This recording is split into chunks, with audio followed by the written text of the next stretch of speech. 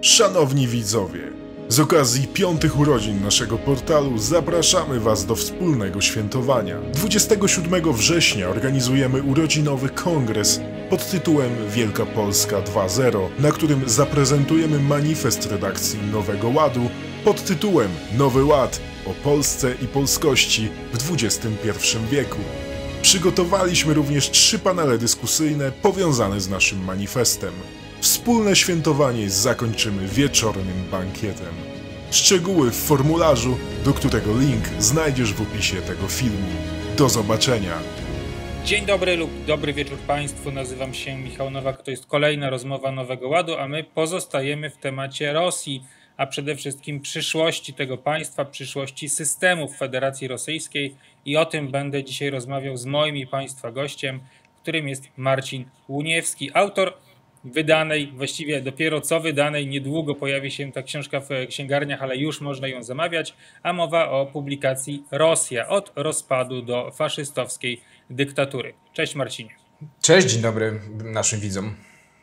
I właśnie, tak jak powiedziałem, o Rosji, właściwie o przyszłości Federacji Rosyjskiej będziemy mówili, bo w książce, którą ja już miałem okazję czytać przedpremierowo, autor, czyli Marcin, skupia się na różnych scenariuszach, które są możliwe dla przyszłości Federacji Rosyjskiej, zwłaszcza tej przyszłości, która nadejdzie po tym czy innym odejściu Władimira Putina. Więc zanim porozmawiamy o przyszłości, to porozmawiajmy o tym, jak w chwili obecnej wygląda sytuacja w Federacji Rosyjskiej, a zwłaszcza jeżeli chodzi o system władzy w tym państwie, więc zapytam o rzeczywistą pozycję Władimira Putina po ponad 3 latach wojny na Ukrainie. Część analityków, jeszcze zwłaszcza w 2022 roku, wieściła, że Władimir Putin niechybnie utraci władzę ze względu na sprzeciw wobec wojny, sankcji i konsekwencji negatywnych dla rosyjskiego systemu władzy. Minęły ponad 3 lata wojny. Władimir Putin, jak był prezydentem Federacji Rosyjskiej, tak nadal nim pozostaje,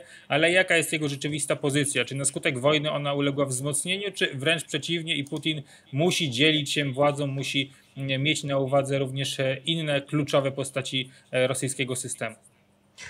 Ta pozycja wzmocniła się, moim zdaniem, wzmocniła się poprzez to, że w Rosji represje osiągnęły poziom momentami absurdalny, bo przecież nie da się wyjść na ulicę nawet z pustą białą kartką, prawda, bo to się kończy natychmiast aresztowaniem i często wieloletnimi wyrokami. Przeróżne sposoby represjonowania obywateli, ja to wszystko w książce też oczywiście opisuję, łącznie z systemem rozpoznawania twarzy chociażby, który jest coraz częściej używany przez rosyjskie służby, na przykład, żeby po prostu nachodzić osoby, które kiedyś brały udział w demonstracjach. No i czasami zdarza się, że policja przychodzi i mówi, tylko nie myśl, żeby kolejny raz gdzieś tam protestować, bo wiemy, gdzie mieszkasz, wiemy, kim jesteś, rozpoznamy cię, jeśli trzeba będzie. Więc paraliż społeczeństwa jest ogromny. Rosyjskie społeczeństwo nigdy nie było, szczególnie prawda, po zarządu Władimira Putina, nigdy nie było jakoś straszliwie aktywne tych protestów. Jeśli były, to one nie były przecież jakoś straszliwie masowe na skalę tak dużego kraju, jeśli chodzi o i obszar, i o obywateli, 146, 144 miliony, w zależności od statystyk, ale ogromny kraj, więc te protesty nigdy nie były gigantyczne, natomiast teraz tych protestów praktycznie nie ma, to wszystko zostało sparaliżowane, wolne media w Rosji, które istniały, zostały wyrugowane za granicę albo po prostu zamknięte. Boją się też przedstawiciele elit coraz bardziej, ponieważ w Rosji trwa proces, który niektórzy nazywają nacjonalizacją. Ja uważam, że chyba deprywatyzacja byłaby lepszym słowem, bo to nie jest tak, że majątki oligarchów są odbierane i one trafiają do państwa i tam jakiś urzędnik tym zarządza, tylko one po prostu przechodzą w ręce bardziej wiernych Putinowi, więc często jest tak, że ludzie, którzy wydawało się, że są nietykalni, bo mieli jakieś krysze, czyli prawda, mieli ten tak zwany dach, plecy w systemie, ktoś ich chronił z otoczenia Putina, są nie do dotknięcia przez służby, przez właśnie jakiś rodzaj nacjonalizacji, szykan, to się okazuje, że potrafią tracić majątki z dnia na dzień. Prokuratura zgłasza do sądu, na przykład, że ktoś ma podwójne obywatelstwo i przez to jest zagrożeniem dla biznesu, który jest ważny dla bezpieczeństwa państwa. No i wtedy sąd, oczywiście wiadomo, jak w Rosji sądy działają, orzeka, że faktycznie taka osoba stwarza zagrożenie, trzeba mu te aktywa odebrać i te aktywa wtedy lądują w rękach załóżników Putina najbliższych, którzy tym takim wyznacznikiem tej lojalności jest to, kto jak odnosi się do wojny, do sytuacji w Ukrainie, więc jeśli ktoś im głośniej krzyczy, że trzeba tych Ukraińców zmiażdżyć, że ten Zachód trzeba zniszczyć, że wybraliśmy świetną drogę po 2022 roku, że ta wojna była nieunikniona, że tak naprawdę Rosja dopiero teraz się odradza, to takie osoby oczywiście mają szansę uzyskać więcej aktywów i z tego tortu, który jest ograniczony jednak sankcjami rosyjskiej gospodarki, no mają szansę wykroić jeszcze więcej i zarabiać kolejne miliardy, bo też pamiętajmy to, że wojna trwa nie znaczy, że ci najbogatsi nie są jeszcze bogatsi, bo są, ci biedniejsi są jeszcze biedniejsi, no ale to oczywiście Władimira Putina nie interesuje, więc po pierwsze jest ten bat tej deprywatyzacji, nazwijmy ją, zostańmy przy tym terminie, więc faktycznie elity boją się krytykować gdzieś władzę. Doszło też do samobójczej śmierci ministra Starowojta, Romana Starowojta, to był minister transportu Federacji Rosyjskiej. Wokół niego zaczęły się zbierać już takie ciemne chmury, ponieważ sprawa korupcyjna w obwodzie kurskim, którego on był wcześniej gubernatorem, śledztwo prowadzono, wykazała, że była gigantyczna korupcja i dlatego obwód kurski był nieprzygotowany na to, żeby, kiedy Ukraińcy wtargnęli do Rosji, no to był nieprzygotowany na to wtargnięcie Ukraińców, no i zaczęły się, prawda, dochodzenia i łapanie urzędników, którzy byli odpowiedzialni za to sprzeniewierzenie pieniędzy. Starowojt już nie był gubernatorem, no ale był byłym gubernatorem. Jego następca też już zaczynał mieć coraz bardziej ciepło pod pewną częścią ciała. No i Starowojt stracił stanowisko. Wydawało się, że czeka go proces. No, znaleziono go martwego w samochodzie dzień po tym, jak stracił stanowisko. Oczywiście oficjalna wersja jest taka, że on popełnił samobójstwo. No, w rosyjskiej elicie pewien strach się pojawił, to może nie jest panika, bo takie też się głosy pojawiły, natomiast pojawił się pewien strach, no, że może ktoś mu pomógł w tym samobójstwie, bo te wersje są różne, najpierw miano go znaleźć gdzieś tam na ziemi, przy lesie, potem okazało się, że w samochodzie, więc te wersje są różne. Wydaje mi się, że to jednak było samobójstwo, po prostu Starowojt chciał uniknąć tego wszystkiego, co by go spotkało, czyli proces pokazowy, zabranie majątku prawdopodobnie, prawda, no jakieś tam szykany w stosunku do rodziny, więc chciał tego uniknąć, no wybrał taki sposób. Natomiast w rosyjskiej elicie pojawiły się pewne obawy, że kurczę, no do tej pory ministrów, czy byłych już ministrów nie tykano jednak, prawda, gdzieś tam urzędników pomniejszych, tak. Natomiast takie sprawy rozchodziły się po kościach, no bo jednak jak byłeś w tej elicie, byłeś członkiem rządu, byłeś podwładnym Władimira Putina, no to jednak i nie krytykowałeś go oczywiście, no to za sprawy finansowe to się raczej nikomu włos z głowy nie spadał, natomiast no, Starowojt zginął, zaczęła się całe dochodzenie, czy Putin przysłał wieniec, czy nie przysłał wieńca, no bo to by znaczyło, że jeśli nie przysłał wieńca, no to faktycznie wykonano wyrok. Podobno wieniec przysłał, no więc tutaj przemawia to w stronę samobójstwa. Natomiast faktycznie padł strach na rosyjskie elity, no, żeby się nie wychylać. Oczywiście nie mówię, że ktoś tam się próbował buntować przeciwko Władimirowi Putinowi, natomiast teraz wypada być bardzo, bardzo prowojennym, bardzo antyzachodnim, no bo a nuż prokuratura spojrzy na twój biznes, a nuż prawda, ktoś cię tam zdenuncjuje, bo i takie rzeczy się dzieją. Denuncjacje w Rosji osiągnęły poziom prawie że stalinowski, donosy. To się też zdarza wśród elity, więc podsumowując to wszystko, faktycznie pozycja Władimira Putina, chociaż on nie jest, i o tym możemy za chwilkę powiedzieć, to nie jest tak, że on ma władzę dyktatorską, taką absolutną, jak miał Stalin na przykład, prawda, szczególnie w okresie Wielkiej Czystki.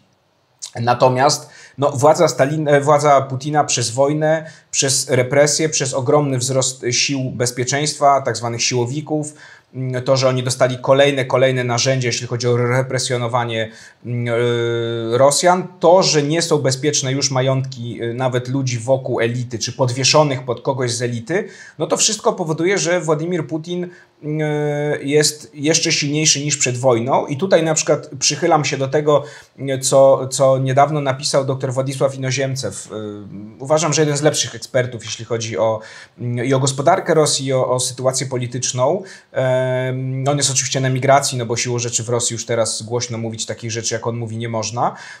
Powiedział, że ta wojna trwa i ona prawdopodobnie jeszcze będzie trwała, nie wiemy oczywiście ile, bo Putinowi się to opłaca. Opłaca właśnie przez to, że jeszcze bardziej rozbił rosyjskie społeczeństwo, jeszcze bardziej je zatomizował zlikwidował jakąkolwiek opozycję, jaka jeszcze istniała przed wojną, chociażby, nie wiem, Nowaja Gazeta, prawda, taka niezależna gazeta, która jeszcze gdzieś tam pisała o korupcji. Wszystkiego już tego nie ma ludzi Nawalnego, bo sam Nawalny nie żyje, a jego współpracownicy wszyscy są za granicą, więc Putinowi się ta wojna opłaca pod tym względem, że on po prostu zyskał władzę, jakiej wcześniej jeszcze nawet do 2022 roku, mimo że miał ogromną, to jeszcze takiej władzy nie miał. Odejście Władimira Putina po prostu kiedyś nadejdzie i odłóżmy tutaj na bok wszystkie fantastyczne teorie i wątki dotyczące jego rzekomych licznych chorób, których miał się nabawić na przestrzeni ostatnich 3 lat. Ale czy Rosja i system władzy w tym państwie są przygotowane na odejście Władimira Putina według twojej wiedzy? Jakie mogą być, czy też jakie będą konsekwencje jego odejścia z urzędu lub tym bardziej ewentualnej nagłej śmierci, bo przecież tego scenariuszu też wykluczyć nie można, zważywszy na jego wiek. Oczywiście, 72 lata, więc tak naprawdę nikt z nas nie zna dnia ani godziny, chociaż Putin wydaje się być w dobrym stanie zdrowia. Teraz jak widzieliśmy jego ostatnie nagrania, czy z ćwiczeń Zapad, czy wcześniej, kuleje, ale to jest chyba stara jego kontuzja, kiedy ćwiczył jeszcze intensywniej sambo, czyli tę rosyjską sztukę walki, czy judo, miał się tego nabawić, ale generalnie wydaje się, że on jest w całkiem niezłym stanie zdrowia, natomiast oczywiście nie da się tego wykluczyć. Odejście Władimira Putina, czy to będzie takie odejście, że on się zrzeknie władzy i wycofa, tak jak Borys Jelcyn, chociaż wydaje mi się, że on będzie próbował jak najdłużej rządzić, ale załóżmy, że stan zdrowia mu się pogorszy. Część ekspertów, z którymi rozmawiałem, pisząc książkę, obstawia, że to może być już rok 2030, czyli koniec 5. kadencji. Teoretycznie, oczywiście ja to mówię w duży cudzysłów biorę, legalnie Władimir Putin może rządzić do 2036 roku i taki jest też ten cezus czasowy mojej książki, czyli 2026-2036. Wtedy będzie miał 82 lata. Donald Trump ma teraz 79, Biden ma 81 chyba, prawda? Więc to nie jest tak, że to jest w ogóle wykluczone, że Władimir Putin będzie jeszcze na siłach i będzie rządził.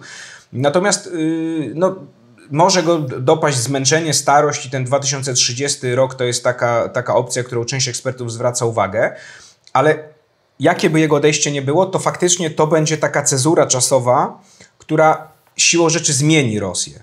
Pytanie jak bardzo, i tutaj oczywiście te moje scenariusze, które opisuję, opierają się na różnych opcjach, które mogą się pojawić, natomiast zawsze w Rosji było tak, niezależnie czy to była carska Rosja, czy to była Rosja już radziecka, że odejście cara, odejście pierwszego sekretarza zawsze powodowało jakieś zmiany w systemie. Pytanie, one były mniejsze, one były większe, natomiast zawsze ten kurs troszkę się zmieniał.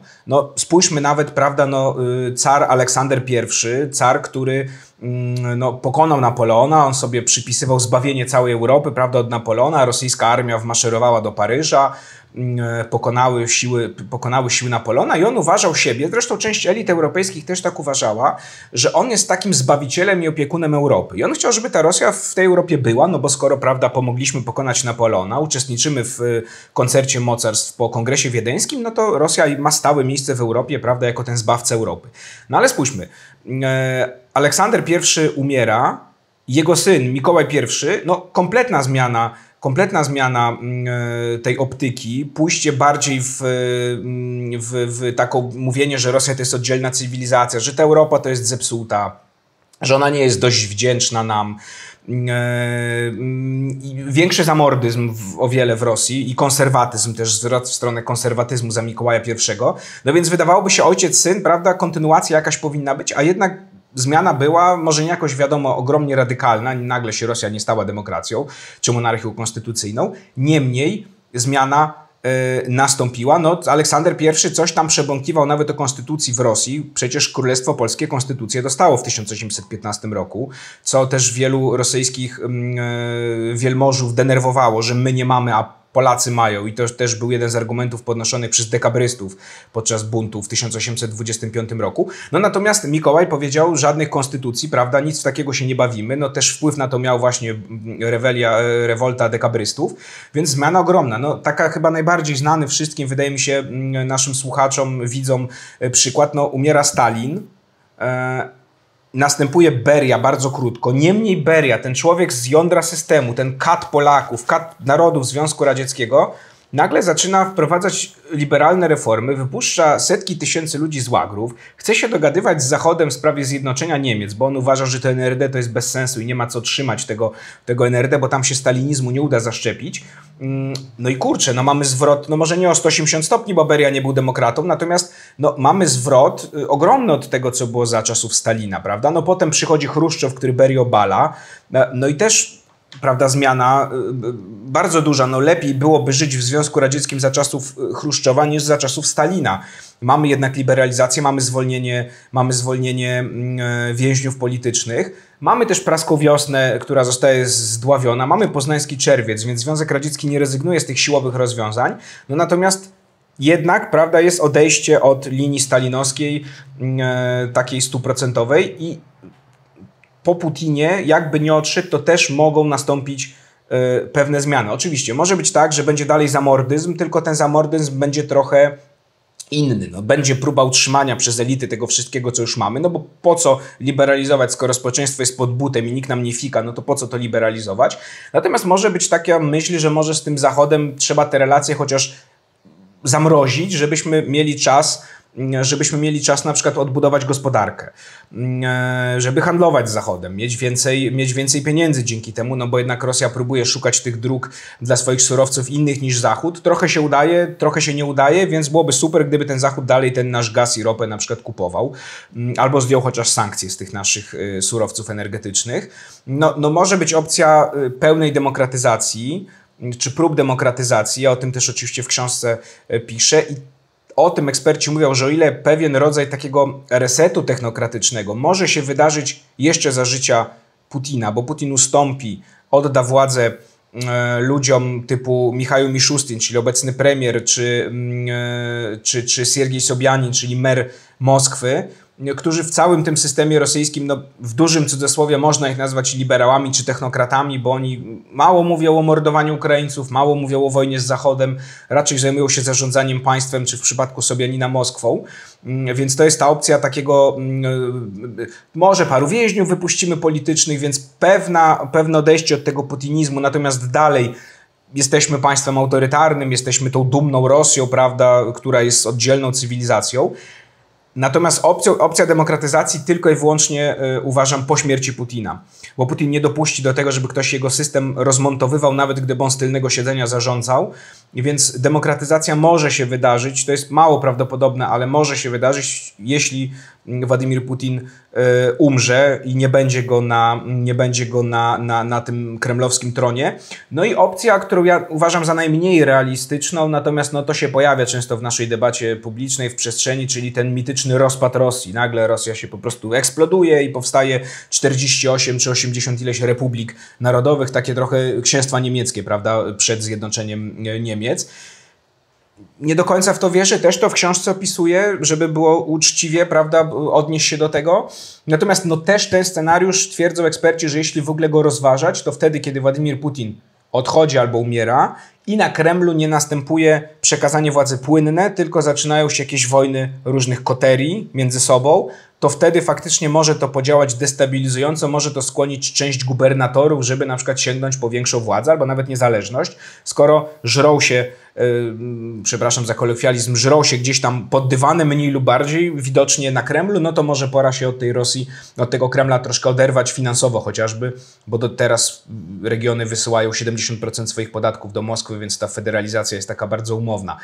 Tak, odejście Putina, czy to śmierć, czy to jakiś zamach stanu, chociaż też nie do końca w to wierzę, natomiast powiedzmy, albo jego śmierć, albo odejście, no na pewno dojdzie do pewnej zmiany. To nie będzie tak, że to będzie taka kontynuacja 100%, no bo następca nie będzie Putinem. No siłą rzeczy to nie będzie Putin, a Putin do dzisiaj cały czas cieszy się wśród Rosjan jednak charyzmą. On jest pewnym gwarantem tego systemu, że on stoi Ci ludzie ciągle wierzą, często to widać na tych tak zwanych, na tej priamoj swiazji, tym połączeniu takim bezpośrednim z Putinem, gdzie on odbiera telefony oczywiście od wyselekcjonowanych Rosjan, zwykłych Rosjan, i oni mu mówią o swoich problemach, prawda? Tam Władimirze Władimirowiczu, w naszej szkole nie ma wody, na przykład od 10 lat. No i on mówi, dobrze, przyjrzymy się temu, i ci ludzie naprawdę w to wierzą, że jemu na nich zależy, prawda? Że to gdzieś ten urzędnik, nie chcę, bo to jest taki dość wyświechtany frazes, że dobry car źli bojarzy, to nie jest 1 do 1, natomiast ci ludzie faktycznie ciągle wierzą, że Władimirowi Putinowi zależy na ich dobrze. Więc następca siłą rzeczy nie będzie Putinem. On będzie musiał całą tą swoją charyzmę, jeśli będzie ją w ogóle miał, bo przecież nie wiemy, kto to będzie, zbudować od nowa, prawda? Więc siłą rzeczy na pewno zmiana w Rosji nastąpi po odejściu jakimkolwiek Władimira Putina. To jest moim zdaniem, tutaj nie trzeba scenariuszy nawet w przyszłości, to jest pewnik, nawet gdyby córka Putina go zastąpiła, bo i takie pojawiały się pomysły, któraś z córek, no to dalej to nie będzie Władimir Putin, więc zmiana będzie ewidentna.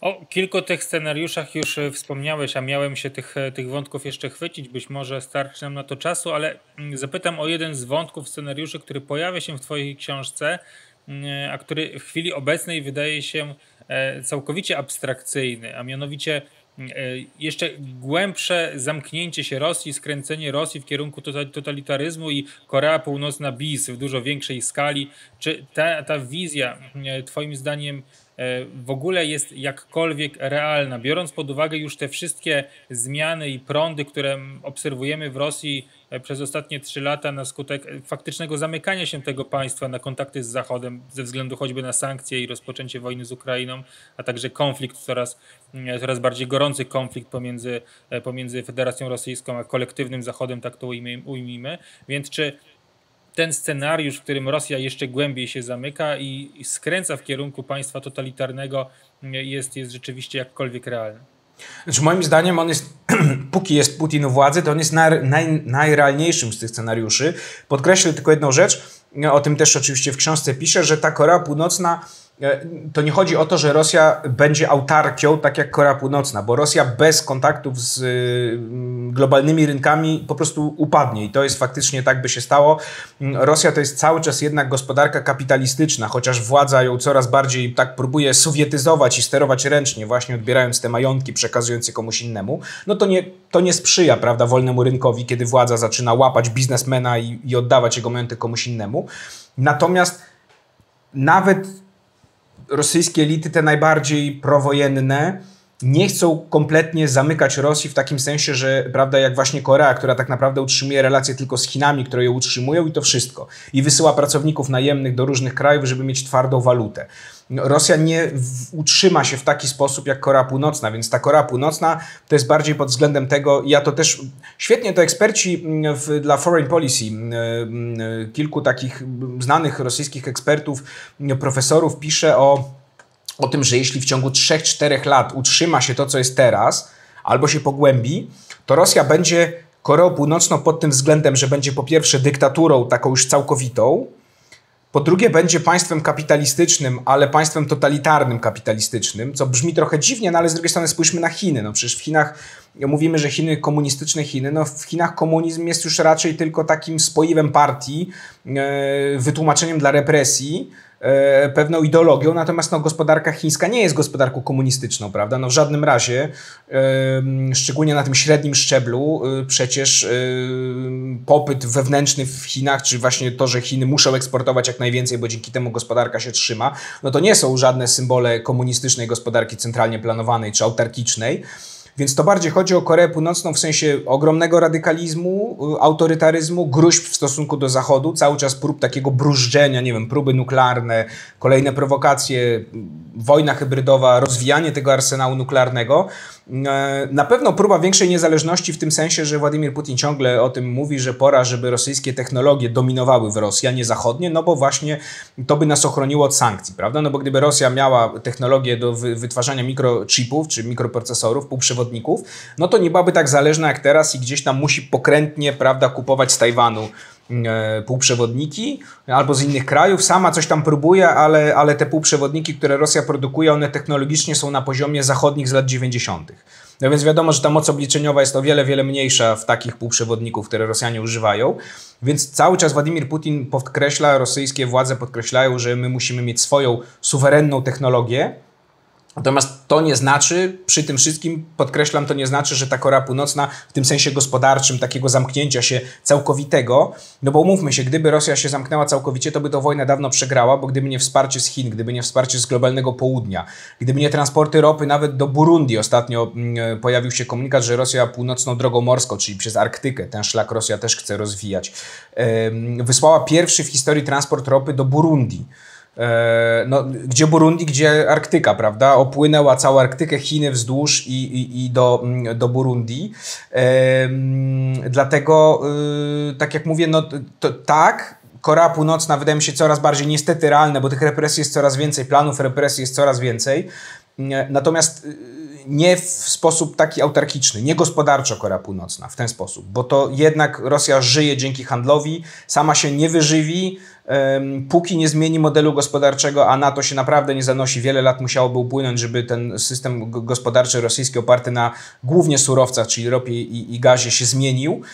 No to bez tej zmiany Rosja musi po prostu tą ropę i gaz komuś sprzedawać, musi kupować technologię od Zachodu, najlepiej od Zachodu, bo ona jest najlepsza jednak.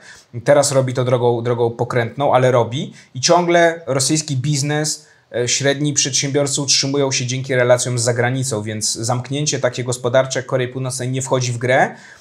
Dlatego to najlepsze chyba to jest to, którego ja używam, czyli Korea Północna na sterydach, tak? Nie takie proste zamknięcie się.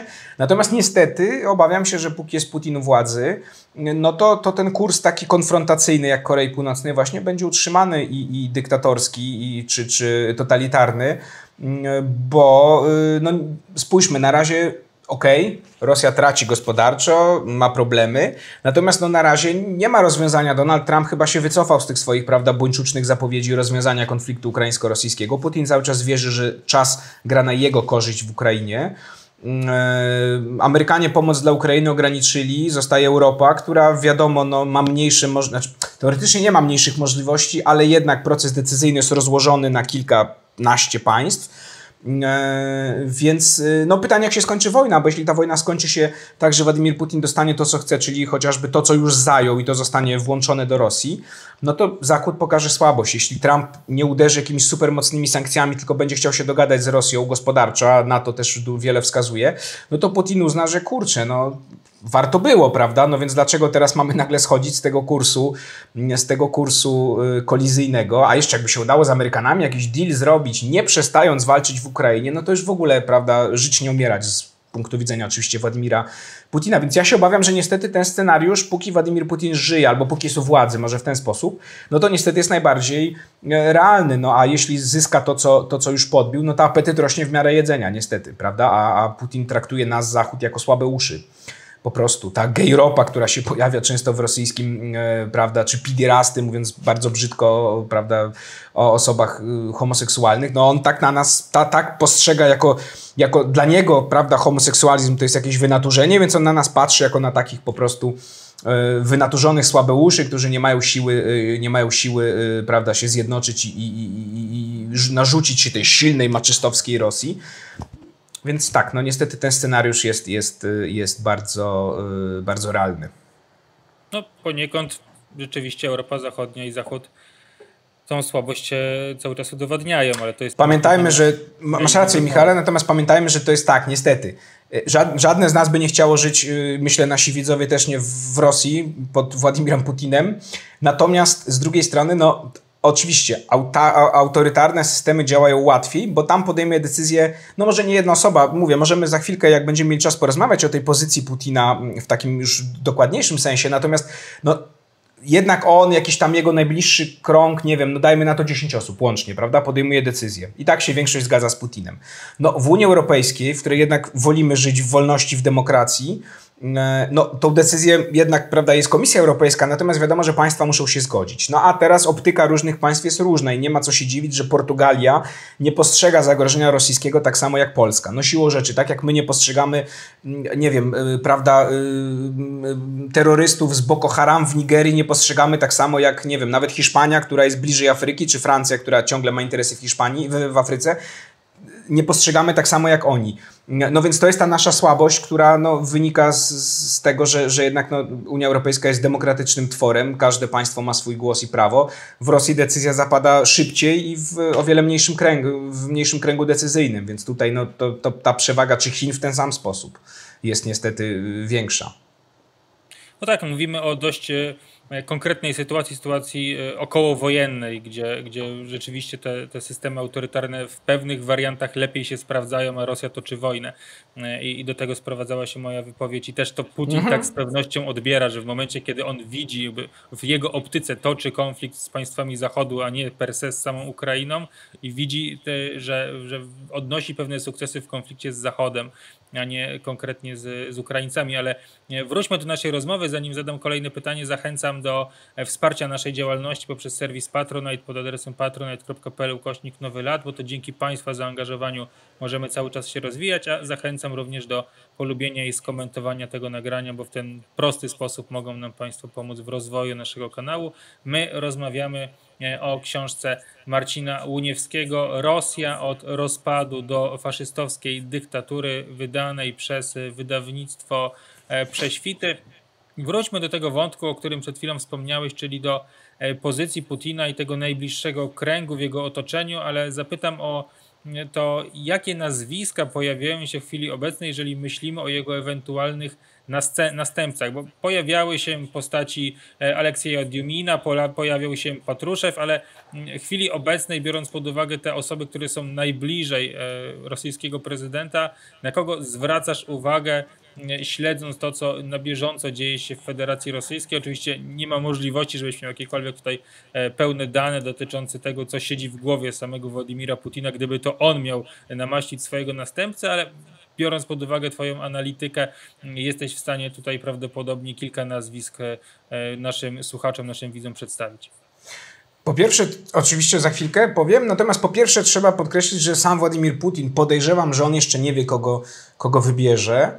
A jeśli nawet ktoś mu tam majaczy, to pamiętajmy, że on tego oczywiście głośno nikomu nie mówi, bo to by naraziło na słabość jego samego, gdyby nagle dał znać, że on już schodzi ze sceny, bo wtedy ta walka, nawet nie przeciwko niemu, tylko między sobą tych różnych klik, elit rosyjskich, familii, oczywiście chociaż też coraz więcej więzów krwi jest na Kremlu, natomiast tych familii takich politycznych zaostrzyłaby się o wiele, wiele bardziej niż to wygląda teraz. To po pierwsze, a po drugie zaszkodziłoby temu przyszłemu następcy, bo gdyby teraz Putin powiedział, moim następcą będzie, nie wiem, właśnie Aleksiej Djumin, no to na 100% pod Djuminem zaczęto by kopać, tak, żeby osłabić go w oczach samego Putina, żeby on zrezygnował z tego, bo na przykład Siergiej Czemiezow, czyli szef gigantycznej korporacji zbrojeniowej Rostechu na przykład, albo Jurij Kowalczuk, bankier Putina, tak zwany, czyli jeden z bliższych przyjaciół Putina, oni chcieliby na przykład swoich bliskich, prawda, wetknąć w to miejsce, więc ta wojna zaczęłaby się od razu na górze. Dlatego Putin, nawet jeśli wie, to tego nie powie. Podejrzewam, że on sam jeszcze tego nie wie, bo pamiętajmy, że dlatego ja w książce parę nazwisk wymieniam, już za sekundkę o nich mówię, natomiast też nie poświęcam temu jakoś bardzo, bardzo dużo miejsca, bo akurat uważam, że w tym momencie to jest kompletne już wróżenie i bawienie się w Babę Wangę albo w Nostradamusa, bo pamiętajmy, kto by się spodziewał z zachodnich analityków, najlepszych kremlinologów w tamtych latach, znawców, tak jak George Kennan na przykład, prawda, od tego słynnego długiego telegramu z 1947 roku, który ostrzegał, że rywalizacja z Związkiem Radzieckim zaczyna się natychmiast po końcu II wojny światowej. Kto z nich by przewidywał, że Nikita Chruszczow, taki chłopek roztropek, prawda, taki wiejski samouk, nie obrażając oczywiście nikogo z mieszkańców wsi, ale taki najprostszy bolszewik, nagle pokona Berię i pokona Mołotowa chociażby, starego wyjadacza, prawda, prawą rękę Stalina, i to on obejmie władzę. Nikt się tego nie spodziewał, sami zainteresowani, którzy stracili władzę, się tego nie spodziewali, więc tak jak mówię, my jeszcze w ogóle możemy nie dostrzegać następcy, na przykład bagatelizować kompletnie takie nazwisko, a on nagle wskoczy, albo widzimy w kimś delfina, a on w ogóle nie ma szans na przykład i za chwilę przepadnie. Więc teraz tak, gdybyśmy zostali przy tym wariancie takim bardziej radykalnym, w sensie Putin odchodzi albo umiera i ten kurs pozostanie jednak kursem takim kolizyjnym, z jakimiś lekkimi odchyłami, to tutaj na przykład właśnie Andrii Turczak który był sekretarzem Jednej Rosji, dość ważna pozycja, on trochę utracił, został przez Putina tak lekko pacnięty i zrzucony, teraz jest gubernatorem Altaju, czyli jednego z takich biedniejszych regionów Rosji.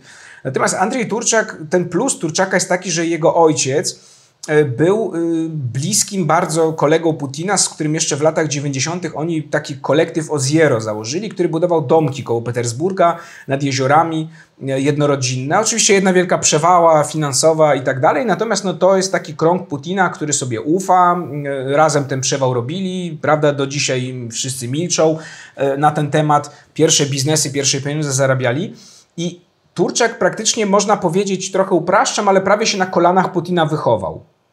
Więc on może być w oczach Putina no, tym gwarantem bezpieczeństwa dla samego Putina, bo pamiętajmy, że każde odejście Putina poza śmiercią albo jakimś buntem musi być poprzedzone tym, że on dostanie gwarancję, tak jak Jelcyn dostał od niego gwarancję, że będzie nietykalny. Po tym wszystkim, co zrobił, będzie nietykalny.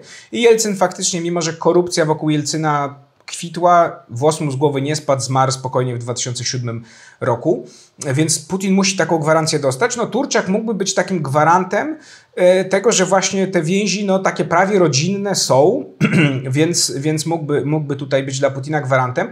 Sam Turczak oczywiście jest oportunistą, ale no, jest takim prowojennym oportunistą. On wie, gdzie wiatr wieje, z której strony. Putin zaczął mówić o tym, że z żołnierzy powinniśmy stworzyć weteranów specjalnej operacji wojskowej, jak się wojna nazywa, powinniśmy stworzyć elitę nową Rosji. Oczywiście to jest trochę nad wyraz to stwierdzenie, to nie będzie tak, że teraz, prawda, zostaną po prostu wymieceni wszyscy starzy i koledzy Putina i będą byli żołnierze elitą. Natomiast faktem jest, że pewne ruchy się w tym kierunku odbywają. Ostatnio wybory regionalne w Rosji się odbywały na różnych szczeblach i 846 byłych żołnierzy, którzy służyli w Ukrainie, walczyli w Ukrainie, dostało się na różne szczeble rady miejskie, gubernatury i tak dalej, więc ewidentnie jest pewna wymiana. I Turczak, czując, że ten wiatr wieje z tej strony, na przykład swoim zastępcą zrobił jednego z weteranów właśnie wojny w Ukrainie. On promuje ten czas bohaterów, czyli ten program Putina, żeby ci byli żołnierze. No często to są przecież mordercy, wykolejeńcy, ale bohaterowie rosyjscy, więc żeby on promuje ten program, żeby oni właśnie zdobywali doświadczenie i trafiali na różne administracyjne stanowiska. On zaprasza różnych notabli, chociażby premiera Miszustina, do Altaju, bo to jest piękny region, chociaż biedny, to jeśli chodzi o przyrodę, jest to przepiękny region Rosji, więc on ich zaprasza, mimo że został od Moskwy odepchnięty, odległościowo też, to cały czas próbuje być w tej elicie, cały czas próbuje z tą elitą utrzymywać kontakty, więc on na przykład, wydaje mi się, mógłby być jednym z tych następców. Drugim, jeśli zostajemy przy tym kursie twardszym, mógłby być właśnie ten Aleksiej Dumin. On się, co prawda, ja wiem, że to nazwisko takie robocze trochę i kto się nawet za bardzo na Rosji nie orientuje, to mówi o tym Duminie, bo to się pojawia w naszych mediach wielokrotnie. Natomiast faktem jest, że Putin ma z nim dość bliską relację. To był jego były ochroniarz, potem gubernator, teraz doradca, więc on te różne szczeble kariery, a w Rosji tak jest putinowskiej, żeby, prawda, Putin rzuca co jakiś czas przedstawicieli elity na różne miejsca, szczególnie te takiego wiekowo teraz mówię, średniego szczebla, bo tych najbliższych, starych przyjaciół, którzy mają już po 70-80 lat, oni są na tych samych pozycjach, plus minus następuje zmiana typu sekretarz Rady Bezpieczeństwa Nikołaj Patruszew przeskakuje na doradcę, a nowym sekretarzem Rady Bezpieczeństwa zostaje Siergiej Szojgu. Natomiast oni ciągle są wokół Putina, oni nie skaczą po całej Rosji, nie są przerzucani. Natomiast ten średni szczebel, lat 50, 60, Putin często przerzuca i to nie jest zsyłka, tylko on ich przerzuca, żeby różne szczeble władzy poznali, prawda? Od tych kremlowskich po regionalne, po gubernatury, po na przykład przedstawicieli prezydenta dla okręgów federalnych, czyli wyżej jakby niż gubernatura, bo okrąg federalny zrzesza kilka regionów, czy kilkanaście regionów, więc Dumin tak właśnie skacze, więc to może wskazywać na to, że Putin, jeśli nie następcę, to na pewno wiąże z nim jakieś nadzieje, bo daje mu poznawać ten system. Teraz jest blisko niego bardzo, bo jest jego doradcą. No i Dumin, to jest taka anegdota, że kiedy Putin wypoczywał w Soczi albo w Wałdaju, nie chcę teraz przekręcić, natomiast w którejś ze swoich rezydencji, gdy wypoczywał, to pod tą rezydencję podszedł niedźwiedź. No i Diumin miał Putina ochronić no niemalże własnym ciałem według legendy. Prawdopodobnie on po prostu wystrzelił w powietrze i niedźwiedź odszedł. Oczywiście, no, prawda, trzeba mieć jakieś tam nerwy, żeby tak zareagować. Natomiast no, to też nie było tak, że on z tym niedźwiedziem walczył na gołe klaty. Natomiast no, niemal taki mit urósł, że on z tym niedźwiedziem, prawda, tego Putina uratował od niedźwiedzia. I Diumin ma dość bliskie relacje z Putinem. On jest też byłym wojskowym, więc ochroniarzem Putina, więc on jest z tego sektora siłowików raczej, prawda? I to by wskazywało na ten kurs jednak twardszy po odejściu Putina. Jeśli chodzi o ten taki, no nazwijmy go demokratyczny, czy liberalizujący, nie, przepraszam, to jeszcze inaczej. Jeśli chodzi o ten technokratyczny reset, czyli takie róbmy reformy, skupmy się na tym, żeby ta gospodarka się podniosła, wróciła chociaż do poziomu sprzed wojny. Z Zachodem zamroźmy na razie konflikt, Ukrainę na razie zostawmy. Próbujmy ją destabilizować politycznie, natomiast zostawmy ją militarnie, podpiszmy jakiś tam pokój nawet, zawieszenie broni, może tam nawet jakaś wymiana więźniów, prawda, może tam nawet wycofajmy się z tego dnietropietrowskiego regionu, który Rosjanie kontroluje bardzo maleńką część, natomiast zróbmy jakiś gest dobrej woli i skupmy się na razie na naprawie gospodarki, wrócimy do wojny potem. Gdyby taka sytuacja, no to właśnie mer Moskwy Siergiej Sobjanin, nawet krytycy Kremla, opozycjoniści muszą przyznać, że Sobjanin świetnie sobie radzi z zarządzaniem Moskwą. Miasto przecież 15-milionowe ponad, gdyby brać cały ten obwód, prawda, to Podmoskowie tak zwane, czyli te miejscowości pod Moskwą, administracyjnie wchodzące w skład Moskwy, no to faktycznie z porównaniem z Jurim Łuszkowem, z jego poprzednikiem, który był zeżarty korupcją i ta Moskwa tak naprawdę wiele się nie zmieniała, albo burzono po prostu stare, zabytkowe kamienice, żeby postawić nowy blok, albo wieżowiec bardziej i żeby przyjaciele Łuszkowa mogli mu zapłacić łapówkę, a on da zezwolenie. Te czasy minęły. Oczywiście Sobjanin dalej bierze w łapę, mówiąc kolokwialnie, bo tak to się w Rosji odbywa. Natomiast faktem jest, że w Rosji parki, prawda, nowe budynki, trwa restauracja starych kamienic, które jeszcze przetrwały stalinowskie wyburzania i potem właśnie kolejnych sowieckich sekretarzy, a potem jeszcze Łuszkowa. Nowe przedszkola, nowe szkoły, więc generalnie on jest dobrym menadżerem, trzeba przyznać. Oczywiście on nie zarządza całym państwem, natomiast z drugiej strony no, zarządzać miastem, które ma 15 milionów obywateli, no prawie połowa Polski, prawda? No Polska ma 38, no więc no, to nie jest, prawda, to nie jest to błahostka. No albo druga osoba to jest Michał Miszustin, premier od 5 lat już prawie Rosji, który jest takim typowym technokratą. Oczywiście on jest putinistą, wiadomo, natomiast to też nie jest tak, że on jest fanem mordowania Ukraińców, bo on by wolał raczej tym państwem zarządzać tak, żeby ono funkcjonowało jak najlepiej, natomiast wojna i sankcje no, utrudniają mu to bardzo. Umówmy się, że i tak Rosja się unosi na powierzchni, rosyjska gospodarka o wiele lepiej niż wielu ekspertów zakładało na początku wojny. Już wydaje mi się, że teraz te kolejne pakiety sankcji to naprawdę już na Rosjanach nie robią za dużego wrażenia. Oczywiście dzięki Chinom, głównie pomocy Chin, natomiast Miszustin ciągle potrafi lawirować w tych mandrach sankcji, w tych mandrach problemów gospodarczych, w tym, że Putin każe jak najwięcej pieniędzy przekazywać sektorowi zbrojeniowemu, więc sektor cywilny, który podlega głównie Miszustinowi, przemysłowy, ten cywilny przemysł, no on obrywa o wiele bardziej. Jemu się cały czas udaje lawirować. On słucha ciągle ekspertów, na przykład Elwiry Nabiuliny, czyli prezes Banku Centralnego Rosji, która jest taką cichą bohaterką, która utrzymała rosyjską gospodarkę, system finansowy na powierzchni w pierwszych latach wojny, więc on z nimi współpracuje i on jest takim, no to jest ekonomista, to jest taki świetny menadżer, powiem tak, no gdyby, chcielibyśmy na Zachodzie mieć takiego menadżera w czasach, prawda, pokoju i demokracji. No jeszcze pojawia się nazwisko Kiryła Dimitrijewa, czyli tego specjalnego wysłannika Władimira Putina do rozmów ze Stanami Zjednoczonymi. To jest też technokrata, to jest pan, który pracował w bankach amerykańskich. Pan ma wykształcenie też amerykańskich uczelni, zachodnich uczelni, więc on jest taki bardzo zapadnikiem tak zwanym, jak to się w Rosji mówi, od zapadu, czyli zachodu. No oczywiście on też nie może powiedzieć, że wojna jest zła, on też nie może powiedzieć, zakończmy te mordowania. Natomiast no, on ma cały czas dobre kontakty w Stanach Zjednoczonych, on ma dobre kontakty w Europie. On świetnie zna angielski, jest też ekonomistą, więc ma rozeznanie gospodarcze. No i on by mógł być takim następcą Putina, chociażby czasowym, który mógłby spowodować, że w tym momencie, w tym resecie, skupmy się na gospodarce, odłóżmy podbój na kilka lat, on mógłby być gwarantem, że Ameryka, że ludzie z otoczenia Donalda Trumpa a jeśli nie Trumpa, to jego następcy. Załóżmy, że będzie to J.D. Vance. Jeśli tak by się stało, to będzie to taki Trumpizm jeszcze do kwadratu. Więc Kirył Dmitrijew mógłby zapewnić, że tutaj będą dobre relacje, prawda, z Amerykanami. Na Rosji zależy na tym oczywiście, żeby Amerykanie zdjęli przede wszystkim sankcje, bo część państw się boi handlować z Rosją przez amerykańskie sankcje. Gdyby tych sankcji nie było, no to więcej państw by zaczęło chętniej kupować od Rosji, bo globalne południe bardziej się boi sankcji Stanów Zjednoczonych jednak niż sankcji europejskich. Poza tym dolar jest walutą światową, prawda, co by nie mówić, więc jakby amerykańskie oddziaływanie jest ogromne. Więc Kirył Dmitrijew może być taką opcją właśnie, taką uśmiechniętą twarzą putinizmu, takim bardzo też zachodnim człowiekiem, który się uśmiecha o wiele częściej, no bo rosyjscy urzędnicy raczej nie słyną z uśmiechu, a na zachodzie jednak w tym języku dyplomacji, prawda, taki luz, uśmiech też jest dobrze widziany, więc tutaj Kirył Dmitrijew by się bardzo, bardzo dobrze sprawdził. Natomiast jeśli chodzi o tą opcję demokratyczną, taką, która też wydaje się od dołu drugą najmniej realną opcją, niestety w tym dziesięcioleciu, o którym piszę, no to tutaj też może być to na przykład Sobjanin albo Miszustin, tylko warunkiem jest takim, oni mogliby być takim Gorbaczowem. Czyli oni są umaczani w tym systemie, natomiast faktycznie oni zaczynają reformy liberalizujące,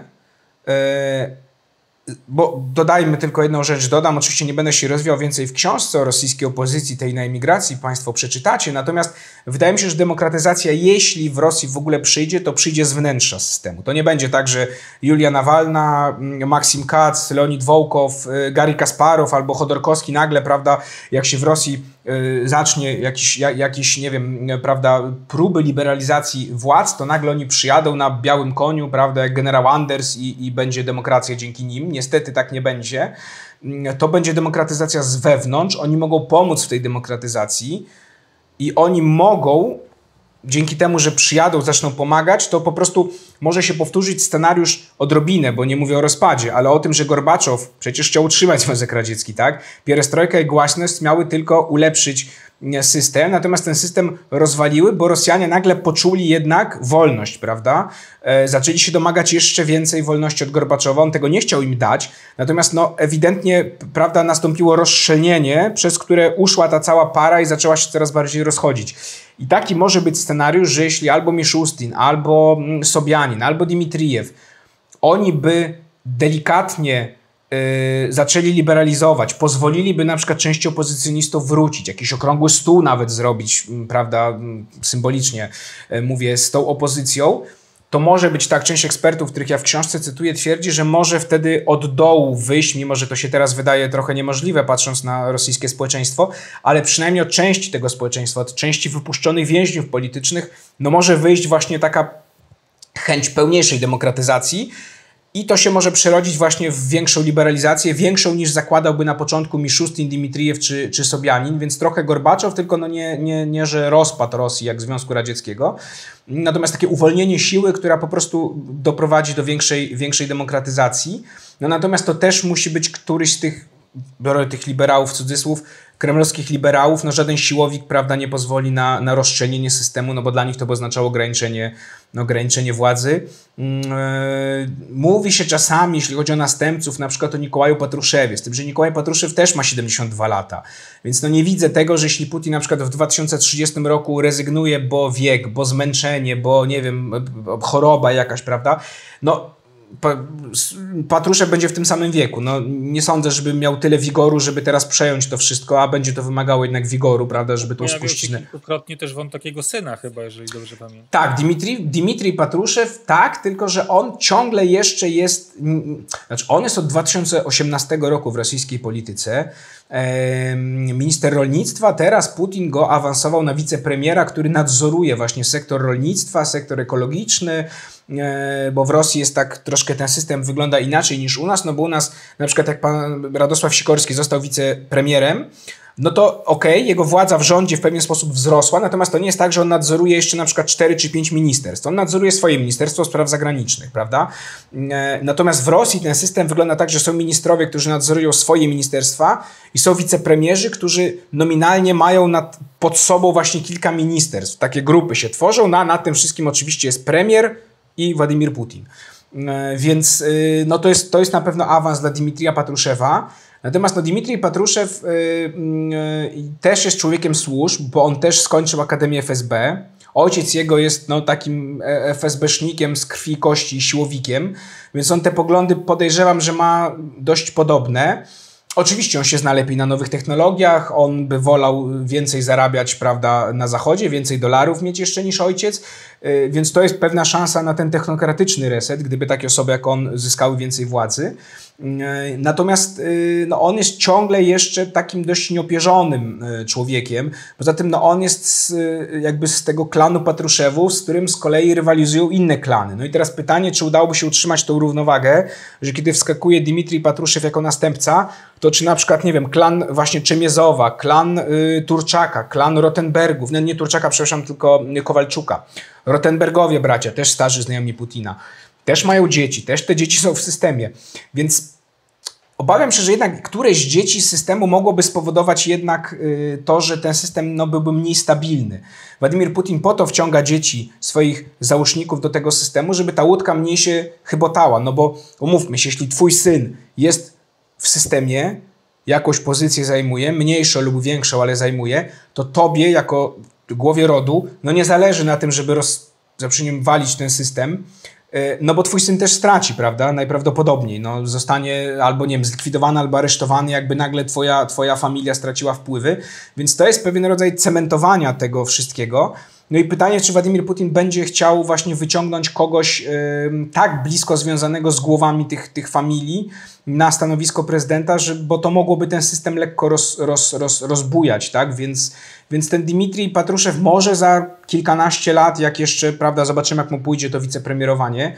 Na razie Putin go podobno bardzo wysoko ceni, a no to dlatego, że miał szczęście po prostu jako minister rolnictwa, bo po pierwsze w 2023 roku Rosja wyeksportowała rekordową w swojej historii ilość pszenicy, prawda, za granicę, co trochę ta pszenica stała się taką drugą ropą, jeśli chodzi o Rosję, no bo ten eksport uzależnia też te kraje, szczególnie afrykańskie, azjatyckie od Rosji, no a pszenica jest potrzebna do stworzenia chleba, no a bez chleba albo przez chleb wybuchały już rewolucje, na przykład arabska wiosna, więc to jest takie uzależniające. No a druga sprawa, że wojna w Ukrainie spowodowała, że oczywiście Rosjanie przejęli porty, część portów ukraińskich, przejęli też ukraińskich klientów, po prostu im je ukradli, prawda, przez to, że najechali Ukrainę. No więc to rolnictwo rosyjskie do niedawna, szczególnie ten sektor zbożowy, nazwijmy go, miał świetne wyniki, więc oczywiście nie jest to żadna zasługa Patruszewa młodego, natomiast no, on w oczach Putina ewidentnie dzięki temu zyskał, stąd prawdopodobnie ta wicepremierostwo. Natomiast wydaje mi się, że on jednak jeszcze nie teraz, jeśli mówimy na przykład o tym roku 2030, gdyby Putin miał ustąpić, to jednak jeszcze wydaje mi się nie Dmitrij Patruszew cały czas, nie syn, prawda, tylko raczej któryś z doradców, może jeszcze, Putin ma ich kilku. Natomiast pamiętajmy, i to też podkreślam w książce, no to są mniej lub bardziej oczywiście oparte jednak, ale spekulacje, prawda? Część dziennikarzy rosyjskich niezależnych ma dojścia na Kremlu. My z tymi dziennikarzami rozmawiamy, więc oni się swoją wiedzą dzielą, natomiast no dalej trzeba pamiętać, że to nie jest jednak polityka polska na przykład, gdzie no ktoś z jakiejś partii, prawda, nie podobają mu się rządy premiera, to pójdzie i puści dziennikarzom jakimś tam, prawda, ploteczkę, puści. Część polityki u nas w kraju się załatwia na Twitterze na przykład przecież, prawda, więc to jest o wiele jednak system w Polsce łatwiej napisać na przykład prognozę, co będzie za rok, za 2 lata w polskiej polityce, niż w Rosji, gdzie to wszystko jest jednak zamknięte za murami Kremla. Do mediów są przecieki, natomiast to nie jest tak, że prawda, no teraz jakiś wysoki urzędnik wyjdzie i pójdzie do dziennikarzy, bo zostałby najprawdopodobniej to wykryty ten przeciek i przecież on by zostałby aresztowany. A po drugie, no pamiętajmy, że w Rosji to też nie jest tak, że jeśli ty zajmujesz funkcję ministra, to jest twoja realna władza, bo ty możesz być zwykłym bankierem z setek tysięcy bankierów, ale jeśli masz dojście do ucha Władimira Putina bezpośrednie, to jesteś nieporównywalnie ważniejszy niż minister, niż wicepremier, a nawet niż premier czasami. Więc też te prognozy przez to są trudniejsze, prawda, niż u nas. No bo jednak jeśli ktoś jest ministrem i Donald Tusk na przykład, dajmy już przykład z Donaldem Tuskiem, bo teraz rządzi, prawda, mianuje jego wicepremierem, no to my się możemy domyśleć, że on Radosławowi Sikorskiemu gdzieś tam ufa, prawda, i dla niego jest ważny. W Rosji niekoniecznie tak musi być, bo no, u nas poziom, prawda, korupcji jest w ogóle nieporównywalny z rosyjską i u nas majątek się aż tak nie liczy w polityce, jak w Rosji. a nawet dojście do ucha premiera nie jest u nas aż tak ważne, jak w Rosji dojście do ucha prezydenta, więc no ta układanka jest bardzo skomplikowana, my możemy ją próbować opisywać, natomiast trzeba mieć to na uwadze, że tak jak mówię, kończąc już ten mój wywód, że nawet podejrzewam, sam Władimir Putin jeszcze nie wie, kto cały czas obserwuje, kto jak się sprawdza, kto jak podchodzi do tego, co się dzieje w Rosji, kto jest gotów poświęcić się dla wojny, dla tej świętej wojny w Ukrainie, prawda, dla państwa, nie narzeka, nie skarży się, że jego majątek jest mniejszy, bo takie osoby ewidentnie, prawda, tracą w oczach Putina. Tracą czasami dosłownie majątek. Ostatnio Oleg Deripaska, bliski Putinowi bardzo oligarcha, no on skrytykował parę lat temu, to było 2-3 lata temu, stwierdził, że ta wojna jest szaleństwem, chyba nawet takich słów użył, nie spadł mu włos z głowy, natomiast ostatnio prokuratura nagle zaczęła się przyglądać jakiś jego dziesiątkom hektarów, które gdzieś tam w Rosji ma, bo podobno no, mogło nielegalnie zostać to przejęte. No ewidentnie pstryczek w nos. To nie jest oczywiście już utrata majątku, ani więzienie, natomiast no ewidentnie, prawda, Putin jest pamiętliwy i tą krytykę zapamiętał, więc takie słowa no, automatycznie eliminują z grona następców. No, niezwykle ciekawy wątek, który wybrzmiewa też w książce mojego dzisiejszego gościa, więc tych z Państwa, którzy byliby zainteresowani pogłębieniem swojej wiedzy na temat dzisiejszej, ale też przede wszystkim tej przyszłej Rosji, to odsyłam Państwa do książki Marcina Łuniewskiego wydanej przez wydawnictwo Prześwity. A ja dzisiaj, Marcinie, serdecznie dziękuję Ci za poświęcony czas i za naszą dzisiejszą rozmowę.